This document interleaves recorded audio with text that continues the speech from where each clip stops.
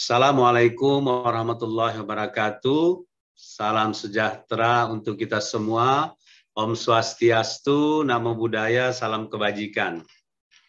Memang sebagaimana yang disampaikan oleh Ibu Deputi tadi, acara pagi ini, BIMTEK yang kita selenggarakan pagi ini adalah suatu upaya dari Arsip Nasional untuk mengisi, untuk membekali kemampuan teknis kearsipan dari arsiparis hasil penyetaraan ataupun hasil penyesuaian atau impasing yang telah diangkat beberapa waktu yang lalu. Memang pada kenyataannya arsiparis hasil penyataan tentu berasal dari berbagai disiplin ilmu, berbagai jabatan yang mungkin tidak secara langsung berhubungan dengan kearsipan. Tapi sebagian juga ada yang berkaitan dengan kearsipan. Tapi karena kebijakan nasional, maka sebagian teman-teman ini menjadi arsiparis pada saat ini. Bapak Ibu yang saya hormati, saya berharap bahwa pertemuan ini dalam bentuk BIMTEK ini, terutama untuk teman-teman di daerah, ini bukan yang pertama dan terakhir, tapi adalah yang pertama dan akan berlanjut terus. Saya dengan teman-teman di Kedeputian Pembinaan mempunyai kewajiban, mempunyai keinginan bahwa arsiparis hasil penyetaraan ini harus segera mengejar ketertinggalannya dalam hal-hal teknis kearsipan. Tentu dari segi kepangkatan, karena hasil penyetaraan atau impasing, pangkat-pangkat yang diemban sekarang oleh teman-teman arsiparis, tentu banyak juga yang sudah berada pada pangkat atau jabatan yang cukup tinggi di bidang kearsipan ini. Nah, tentu ini tidak bisa kita biarkan terlalu lama, ada kekosongan antara pangkat yang diemban dengan kemampuan teknis maupun kemampuan hal-hal yang berkaitan dengan kearsipan yang perlu kita bekali secara terus-menerus. Jadi sekali lagi, pertemuan ini adalah pertemuan pertama dan ini akan berlanjut terus sampai kita mencapai pada titik tertentu di mana Bapak Ibu arsiparis hasil penyetaraan ini benar-benar mempunyai kemampuan yang sudah setara dengan arsiparis yang memang menapaki sejak awalnya sebagai seorang arsiparis. Bapak Ibu yang saya hormati, pagi ini saya akan menyampaikan materi tentang pengantar kearsipan. Ya, materi ini adalah bagaimana kita mengenali, bagaimana kita memahami tentang kearsipan ini secara holistik, secara menyeluruh. Saya berharap nanti Bapak Ibu bisa aktif, interaktif dengan kami, melakukan diskusi, karena di pengantar kearsipan ini, saya berharap Bapak Ibu benar-benar memahami tentang prinsip-prinsip kearsipan sebagai dasar bagi Bapak Ibu dalam melakukan tugas-tugas kearsipan. Next. Bapak Ibu yang saya hormati, kalau kita bicara arsip dalam konteks kekinian, next. Dalam konteks kekinian, tentu kita tidak lagi terbatas bicara arsip dalam bentuk tekstual saja. Undang-Undang 43 tahun 2009 itu sebenarnya telah mengoridori, telah memberi definisi yang cukup baik bahwa arsip yang tercipta dalam konteks kekinian maupun yang akan datang itu tidak saja terbatas dalam bentuk tekstual, tapi sudah melingkupi semua arsip yang tercipta sesuai dengan perkembangan teknologi informasi dan komunikasi. Artinya, apapun teknologi yang digunakan dalam penyelenggaraan pemerintahan, dalam membangun komunikasi penyelenggaraan pemerintahan, ini sudah dikoridori oleh Undang-Undang 43. Jadi sekali lagi, ketika kita bicara arsip, kita tidak lagi membatasi pemikiran kita bahwa yang kita bicarakan hanya dalam bentuk tekstual saja. Banyak arsip dalam bentuk lain yang tercipta dalam keseharian kehidupan kita.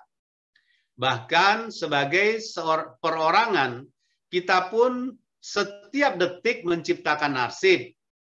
Setiap saat, bahkan ketika tertidur pun kita menciptakan arsip. Handphone kita setiap menit menciptakan arsip. Yang baik yang kita terima maupun yang kita buat, yang kita kirim kepada pihak lain. Begitu juga dengan kehidupan di lingkungan kita. Hampir tidak ada sisi ruang di kehidupan kita yang tidak dimonitor lewat CCTV misalnya. Itu juga terjadi penciptaan arsip. Bahkan kamera-kamera handphone kita, bahkan kamera-kamera yang tersebar di berbagai tempat, itu setiap saat juga menciptakan arsip. Seperti kejadian kemarin, seorang aktivis, seorang penggiat media sosial yang dikeroyok dalam peristiwa demonstrasi di depan gedung DPR. Polisi sedemikian gampang menemukan para pelakunya, karena memang ditemukan arsip rekaman tentang peristiwa itu. Jadi sekali lagi Bapak Ibu, ketika kita bicara arsip, kita sudah harus meninggalkan pemikiran bahwa yang kita maksud dengan arsip itu hanya terbatas dalam bentuk tekstual. Next. Bapak Ibu yang saya hormati, dalam konteks ini kita tentu paham sekali bahwa undang-undang kearsipan atau undang-undang yang mengatur tentang kearsipan itu tidak saja hanya satu Undang-Undang 43 tahun 2009 tentang kearsipan. Tapi yang terkait langsung ada 3 undang-undang yang coba saya lihat yang sangat terkait sekali dengan pengaturan atau kegiatan kearsipan ataupun dokumen. Yang kedua adalah selain Undang-Undang 43 tahun 2009 adalah Undang-Undang nomor 8 tahun 1997. Undang-undang ini adalah sebuah undang-undang lex specialis yang mengatur kekhususan tentang pengolahan arsip atau dokumen di lingkungan perusahaan.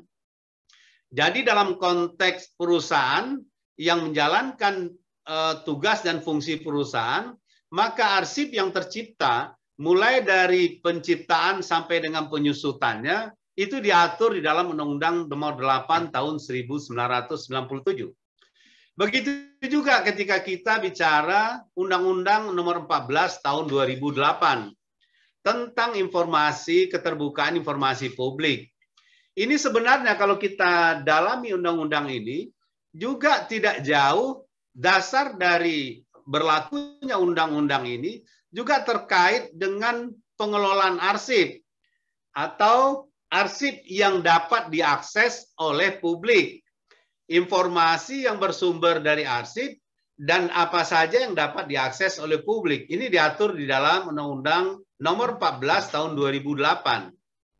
Dan yang keempat adalah Undang-Undang nomor 19 tahun 2016. Ini mengatur tentang informasi dan transaksi elektronik. Ini juga lebih spesialis lagi, yaitu mengatur tentang kearsipan, khususnya lagi tentang arsip-arsip elektronik atau dokumen-dokumen elektronik. Artinya, kalau kita boleh menyimpulkan, dan ini juga merupakan kebanggaan bagi teman-teman arsiparis, bahwa pengaturan tentang kearsipan itu yang secara eksplisit saja ada 4 undang-undang yang mengaturnya.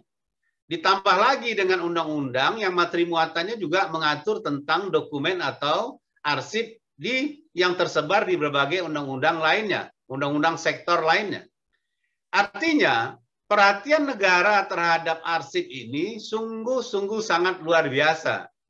Sekarang tinggal kepada kita semua, kepada teman-teman arsiparis semua, mau nggak menekuni profesi ini dengan baik? Mau nggak menekuni profesi ini secara kafah? Jadi tidak separuh hati gitu. Nah, makanya dalam pertemuan kita yang dimulai hari ini dan berlanjut seterusnya, saya berharap akan muncul semangat. Jadi walaupun Bapak Ibu berasal dari arsiparis impasing atau penyesuaian, Saya berharap Bapak Ibu mempunyai semangat yang sama dengan kami yang di Dinas Kearsipan maupun di lembaga kearsipan termasuk Arsip Nasional, yaitu semangat untuk melakukan penyelenggaraan kearsipan menuju ke arah kesempurnaan. Apalagi sekarang kita sudah masuk kepada transformasi digital.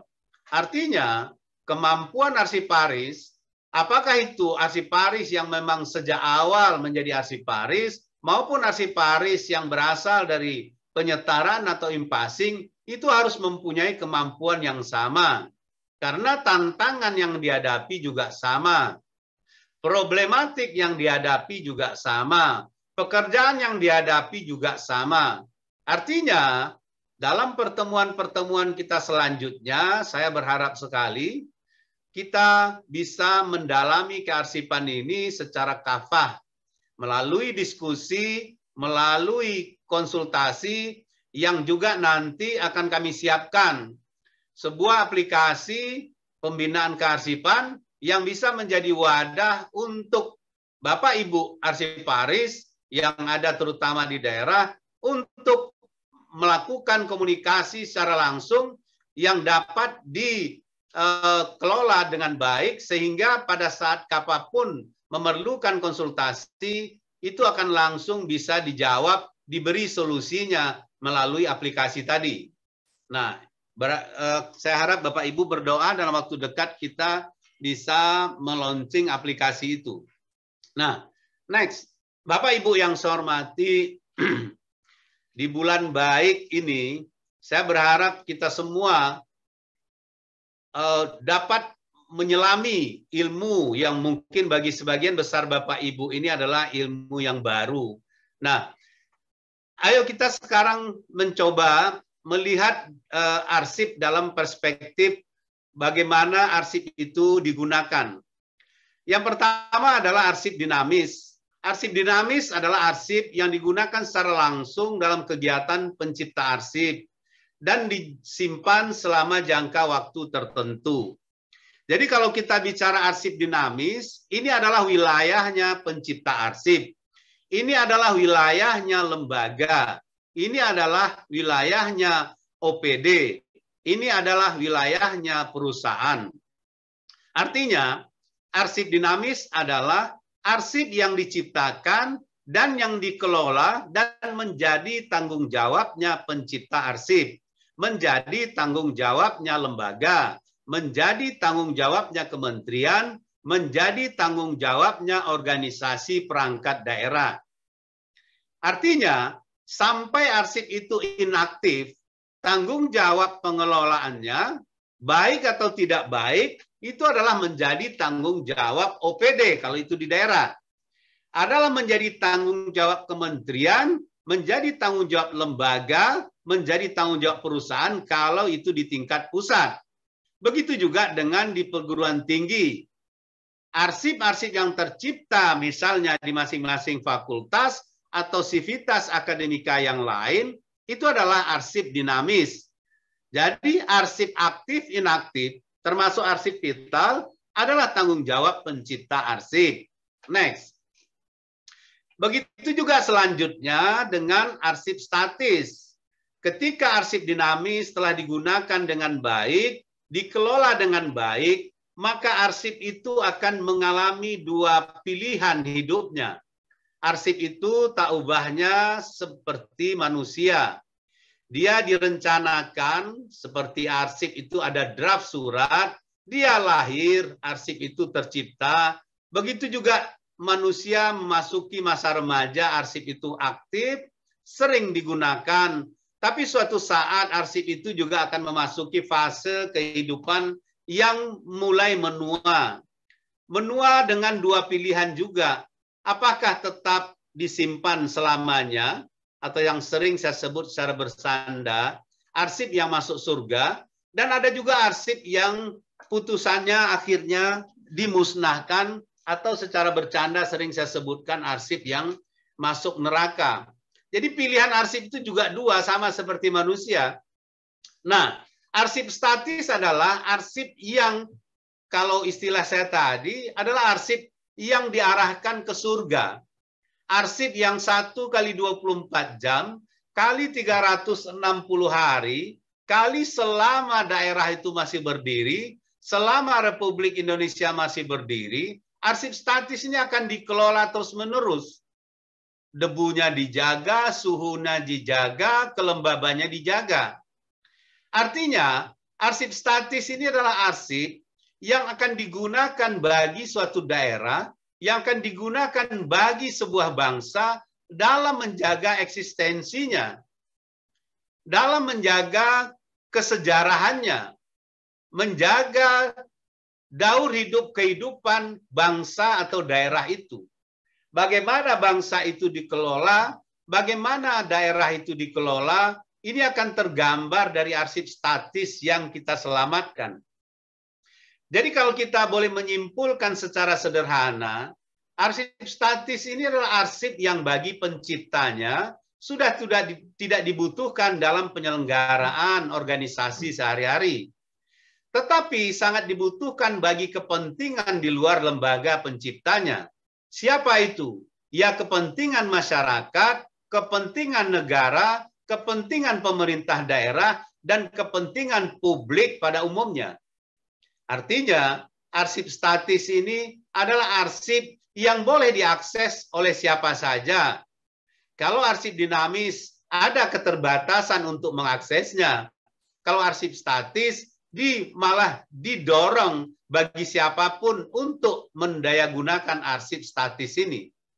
Baik untuk kepentingan kebijakan, baik untuk kepentingan ilmu pengetahuan, penelitian, begitu juga dengan kepentingan-kepentingan lainnya.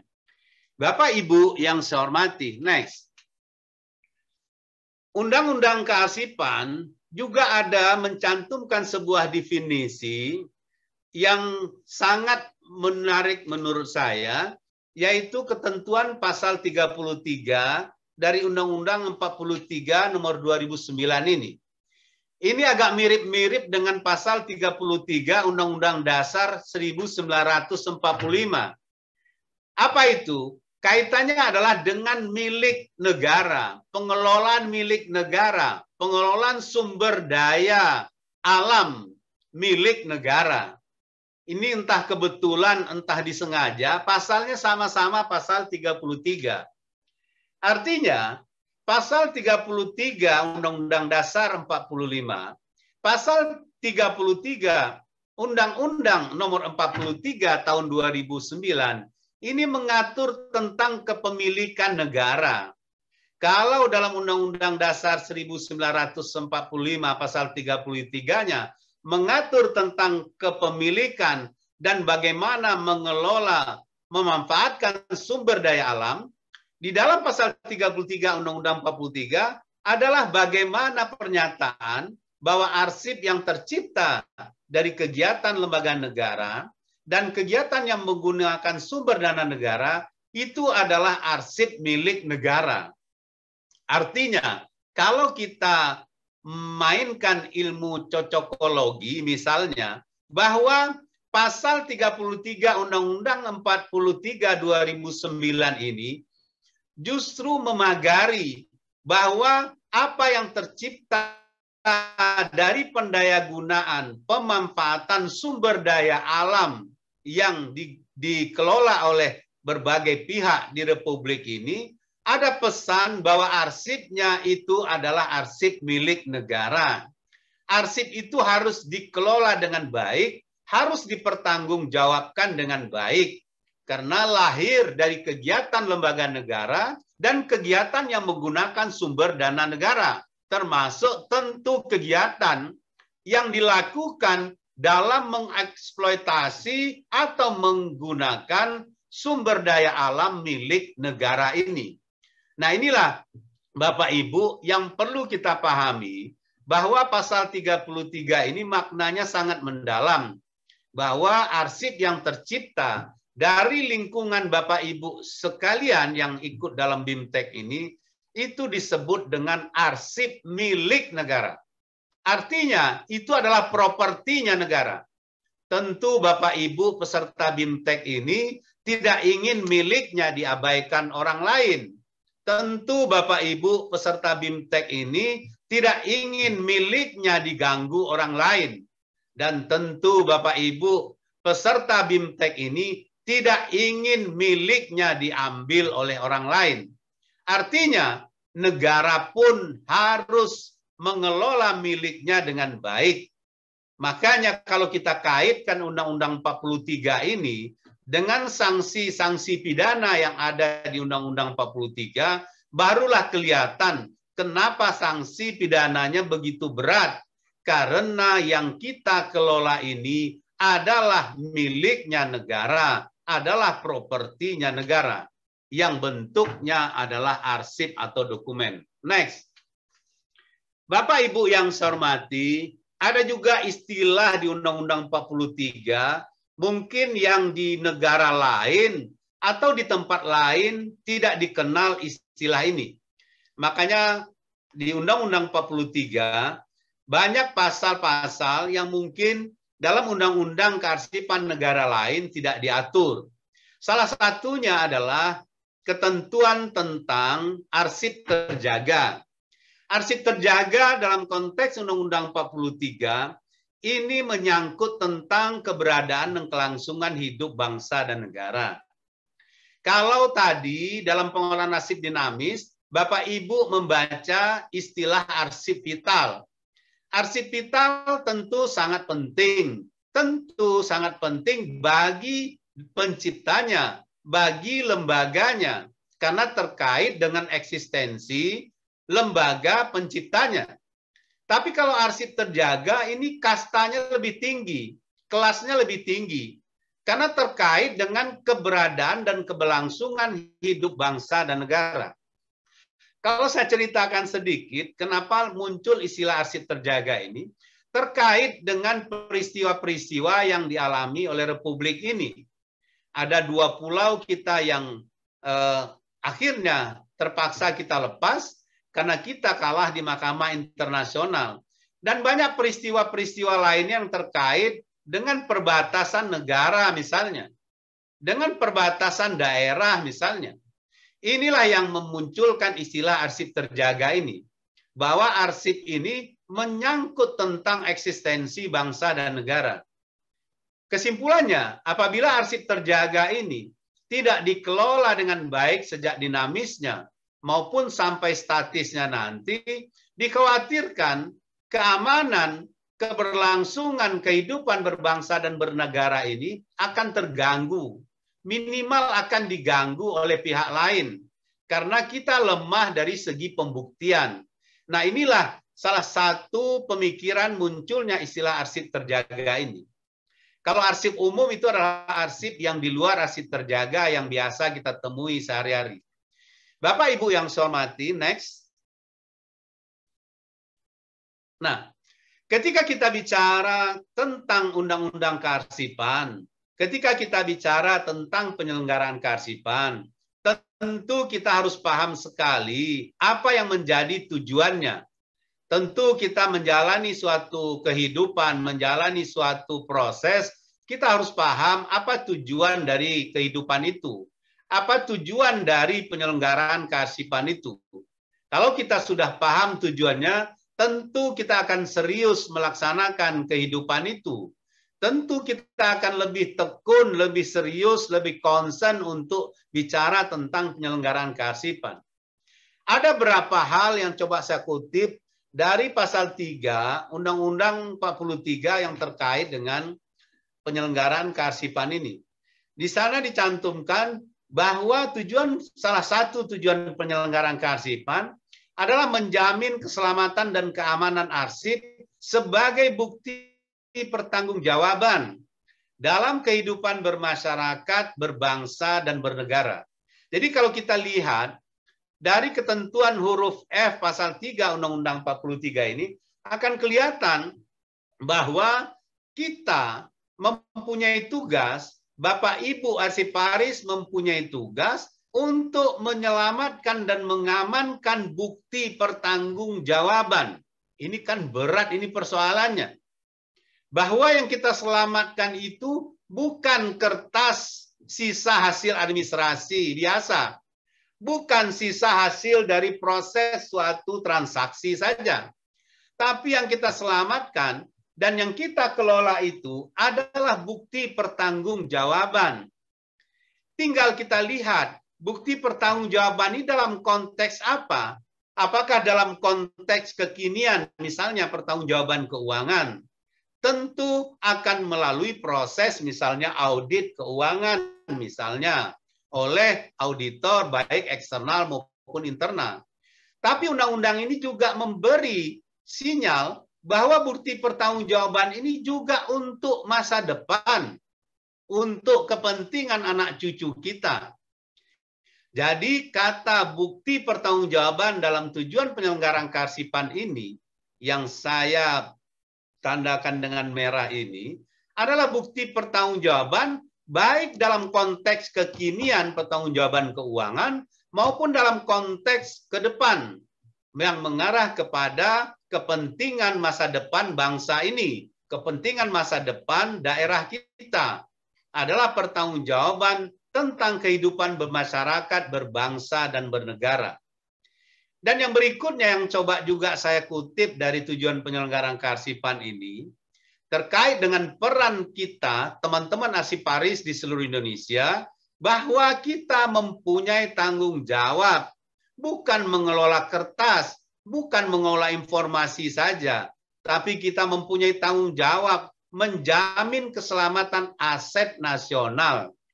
Jadi kalau saya boleh simpulkan, jabatan arsiparis ini sebenarnya tidak main-main. Kalau saya mengutip apa yang disampaikan oleh seorang penulis Amerika, dia mengatakan begini. Dia menyatakan, tahu nggak kalian apa beda politikus dengan negarawan katanya. Tentu juga ada politikus yang negarawan. Dia mengatakan bahwa politikus itu katanya hanya berakhir tanggung jawabnya sampai pemilihan saja, waktu pemilihan saja katanya.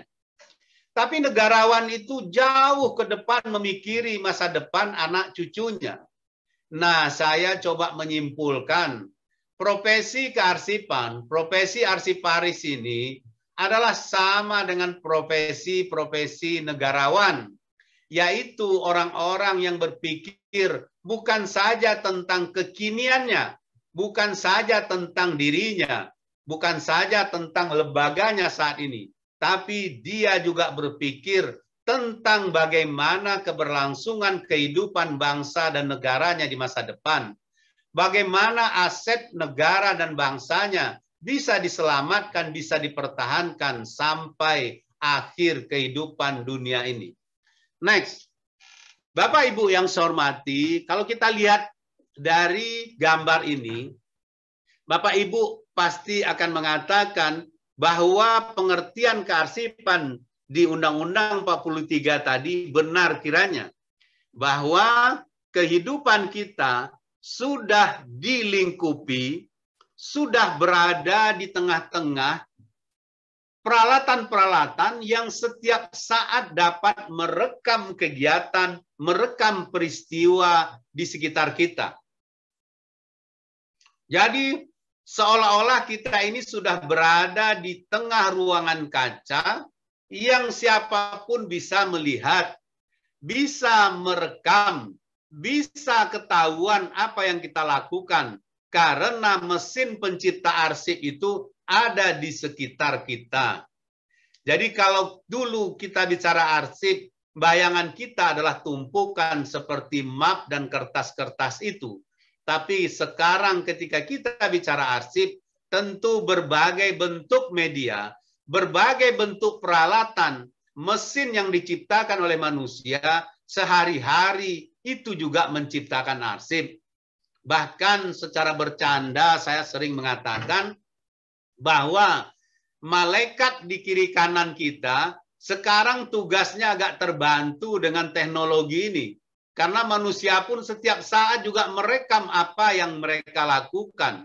Akhirnya apa yang kita lakukan sehari-hari itu akan menciptakan arsip, baik dalam konteks pribadi kita, dalam konteks lembaga kita, maupun dalam konteks berbangsa dan bernegara. Next. Bapak Ibu yang saya hormati, saya mencoba menginventaris ya, apa-apa saja sih kalau kita bicara arsip yang tertib, yang rapi, baik dalam konteks tekstual maupun dalam konteks arsip elektronik, apa sih manfaat yang bisa kita peroleh dari pengelolaan arsip yang baik tadi, yang merupakan tanggung jawab Bapak Ibu arsiparis yang hadir dalam pertemuan ini. Jadi kalau Bapak Ibu melihat manfaat dari arsip yang tertib ini, sekali lagi Bapak Ibu akan bangga sekali menjadi arsiparis. Akan bangga sekali menjadi atau menekuni profesi kearsipan ini. Karena kalau kita lihat apa yang ada 9 dari manfaat ini sangat terkait dengan kehidupan kita sehari-hari. Yang pertama adalah bagaimana arsip yang tertib, bagaimana arsip yang rapi, yang dapat disajikan seketika, yang dapat disajikan dalam bentuk yang utuh dan lengkap, itu dapat mendukung perencanaan dan pengambilan keputusan dengan baik. Tentu teman-teman di Bapeda akan paham masalah ini. Tidak mungkin teman-teman di perencanaan, tidak mungkin teman-teman di Biro Hukum misalnya, akan mengambil sebuah keputusan tentang produk hukum, mengambil sebuah rencana tentang kegiatan untuk kepentingan pembangunan misalnya, tidak didasari dari referensi, dokumen atau arsip-arsip, baik yang diajukan oleh unit maupun dari referensi arsip yang tercipta dari kegiatan sebelumnya. Ini yang pertama yang harus kita sepakati, bahwa arsip adalah alas dari perencanaan dan pengambilan keputusan yang baik. Yang kedua, kalau kita bicara arsip, kita bicara layanan publik, alangkah tidak pasnya kalau kita bicara layanan publik akan prima kalau arsipnya tidak terkelola dengan baik. Mungkin orang akan mengatakan itu adalah bohong apabila kita mengatakan arsip boleh kacau, tapi layanan publiknya prima. Karena ini akan berbanding lurus. Arsip yang tertib, arsip yang mudah diketemukan, arsip yang lengkap ketika dibutuhkan, pastilah akan memudahkan pelayanan publik, layanan yang akan diberikan oleh suatu lembaga negara. Yang ketiga adalah perlindungan hak keperdataan rakyat. Bapak Ibu yang saya hormati, sebagian dari penyelenggara negara ini, baik di tingkat pusat maupun di tingkat daerah, itu sangat terkait dengan hak-hak keperdataan rakyat misalnya. Misalnya kita kasih contoh adalah Dukcapil. Dukcapil adalah menyelenggarakan tentang kependudukan. Itu terkait dengan proses kehidupan suatu keluarga. Ada anak lahir, orang menikah, pertambahan, dan seterusnya. Berarti ini harus tercatat dengan baik. Di samping masyarakat punya arsipnya, masyarakat juga akan menggantungkan harapannya kepada Dinas Dukcapil. Karena dia berharap arsip tentang keluarganya, arsip tentang dirinya juga di backup di Dinas Dukcapil. Begitu juga dengan contoh yang lain. Misalnya Badan Pertanahan Nasional. Ini tentu juga hak keperdataan rakyat ada yang dilindungi di sana. Ada buku tanah, ada pertinggal sertifikat di BPN itu. Artinya kalau terjadi sesuatu dengan masyarakat, dengan arsip yang mereka punyai, tentu sandaran terakhir mereka adalah ke BPN. Supaya dia tetap bisa diakui kepemilikannya, dia bisa melakukan transaksi jual beli misalnya. Artinya kita arsiparis, lembaga-lembaga penyelenggara negara ini juga mempunyai kewajiban melindungi hak keperdataan rakyat. Walaupun kita tahu rakyat itu juga menyimpan arsip yang terkait. Begitu juga misalnya dengan sekolah-sekolah. Ada daftar alumni, ada pertinggal ijazah atau salinan ijazah misalnya. Kalau terjadi sesuatu dengan alumni kita, ex anak didik kita, tentu sandarannya dia akan pergi ke sekolah di mana dia sekolah dulu. Dia pergi ke perguruan tinggi di mana dia pernah kuliah dulu.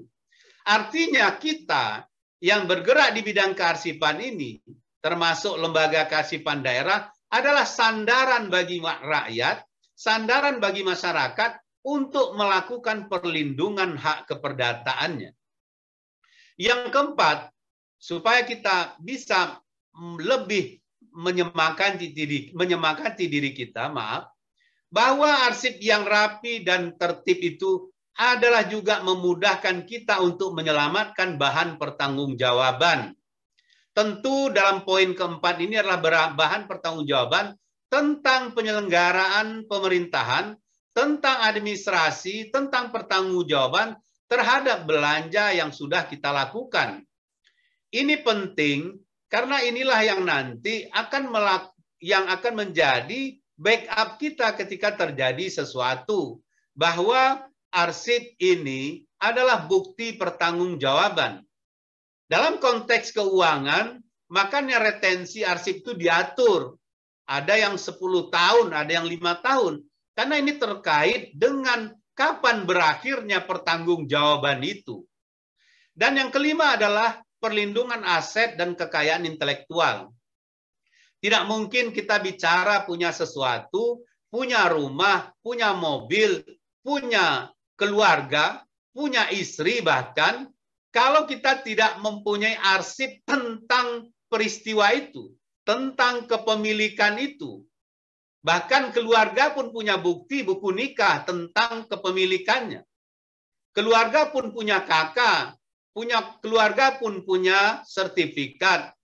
Seseorang pun punya BPKB, bukti kwitansi pembelian misalnya. Inilah yang kita harus pahami, bahwa arsip itu adalah untuk perlindungan aset.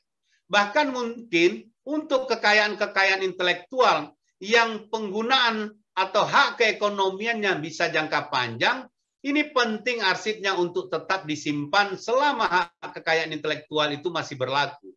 Artinya sekali lagi, di poin kelima ini, kita mengingatkan ke diri kita semua sebagai arsiparis, bahwa kita juga adalah mempunyai tanggung jawab untuk melakukan perlindungan aset maupun hak kekayaan intelektual.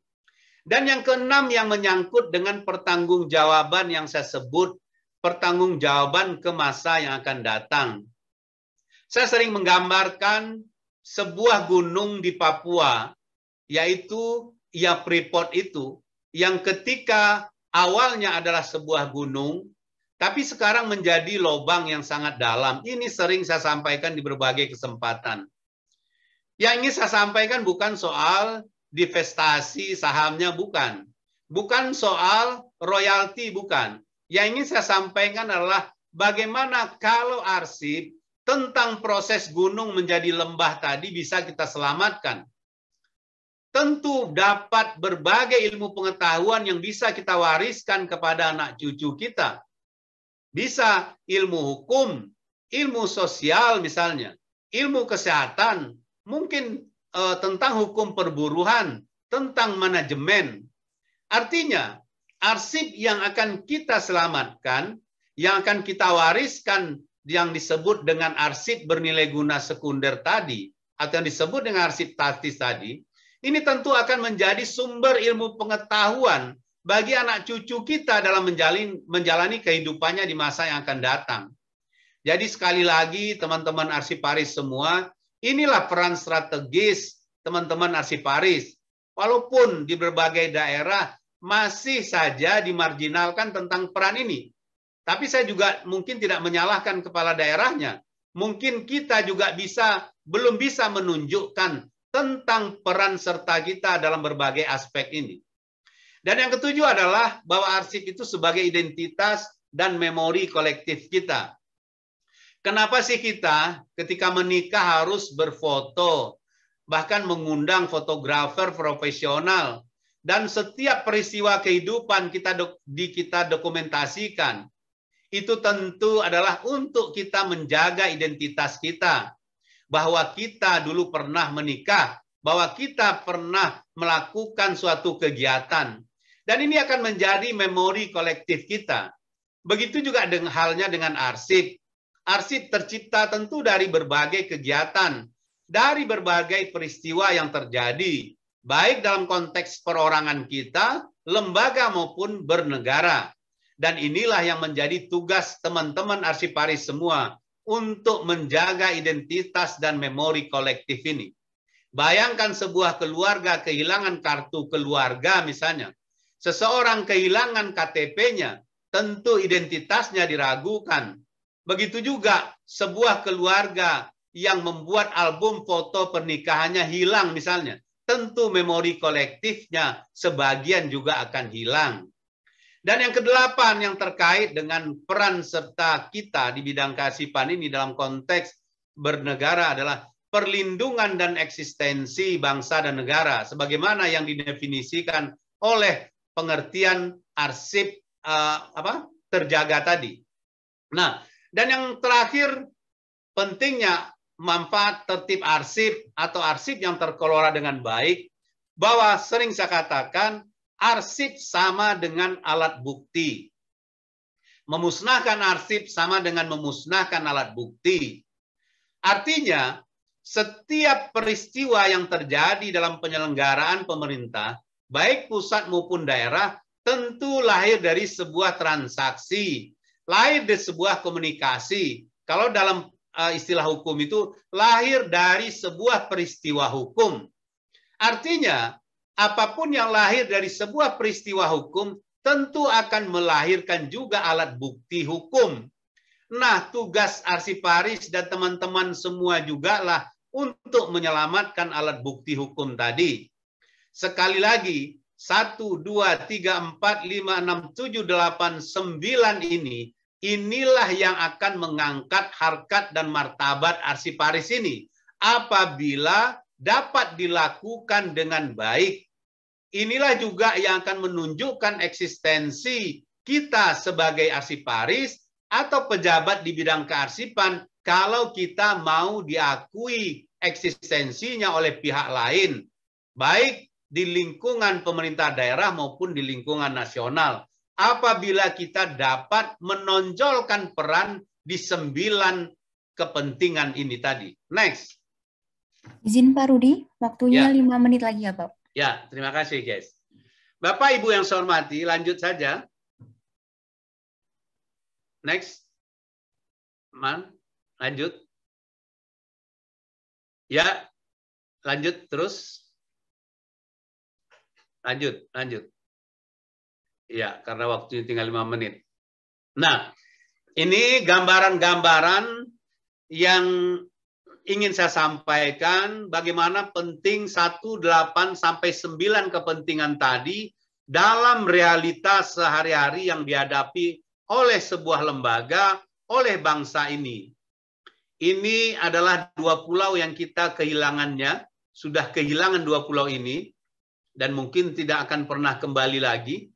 Tapi itulah kenyataan bahwa salah satu penyebabnya karena kita lemah dari segi pembuktian. Kita lemah dari segi kearsipannya. Next.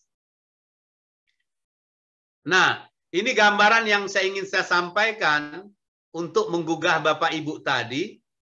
Yang saya ingin saya sampaikan adalah proses gunung menjadi lembah yang sangat dalam ini adalah bentuk pertanggungjawaban kita kepada anak cucu kita. Coba bayangkan kalau arsip proses gunung menjadi lembah ini bisa kita selamatkan.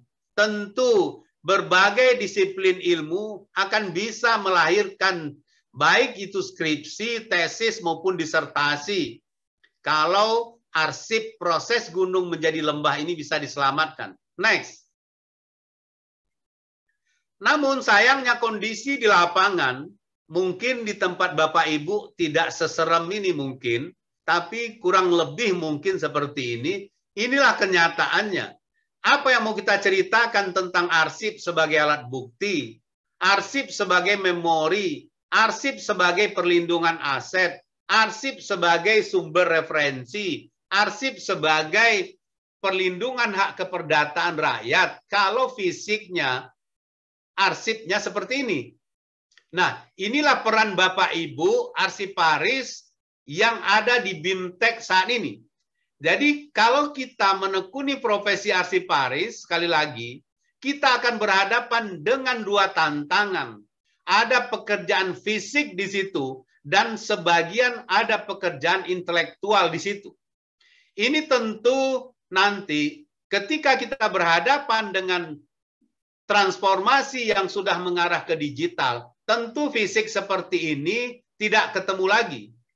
Namun, tentu ini tidak bisa diabaikan begitu saja. Karena sekali lagi, arsip adalah alat bukti. Memusnahkan arsip sama dengan memusnahkan alat bukti. Memusnahkan alat bukti tanpa prosedur yang benar adalah kejahatan.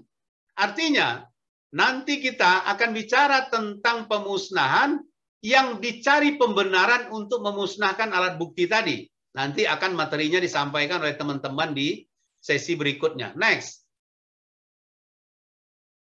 Ya, ini proses penyelenggaraan kearsipan. Nanti secara detail akan disampaikan oleh teman-teman yang akan melanjutkan. Namun terakhir, saya ingin pesankan kepada kita semua, kepada teman-teman, terutama arsiparis yang penyetaraan, 9 kepentingan tadi, tolonglah dipahami secara mendalam, karena disitulah peran kita, disitulah peran strategis Bapak Ibu semuanya.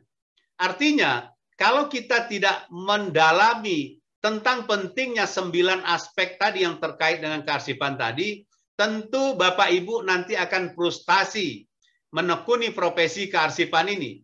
Karena merasa hanya melihat gambar tadi saja. Wah, jangan-jangan ini saya menjadi arsiparis adalah untuk menjadi tukang pulung kertas, untuk yang ditugaskan menata arsip seperti itu.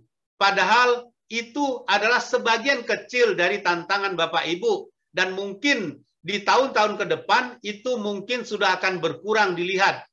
Karena sudah mengarah kepada apa yang kita sebut dengan transformasi digital, kita mengarah kepada sistem penyelenggaraan pemerintahan yang berbasis elektronik. Nanti akan disampaikan oleh teman-teman berikutnya. Bapak Ibu yang saya hormati, kurang lebih itu yang dapat saya sampaikan karena waktu yang terbatas. Tapi saya akan mengawal BIMTEK ini sampai 3 hari berikutnya.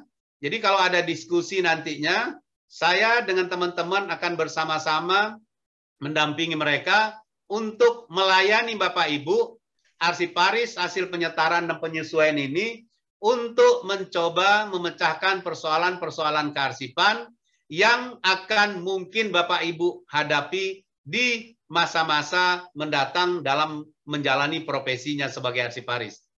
Kurang lebihnya saya mohon maaf. Wabillahi taufik wal hidayah. Wassalamualaikum warahmatullahi wabarakatuh. Om Santi Santi Santi Om. Waalaikumsalam.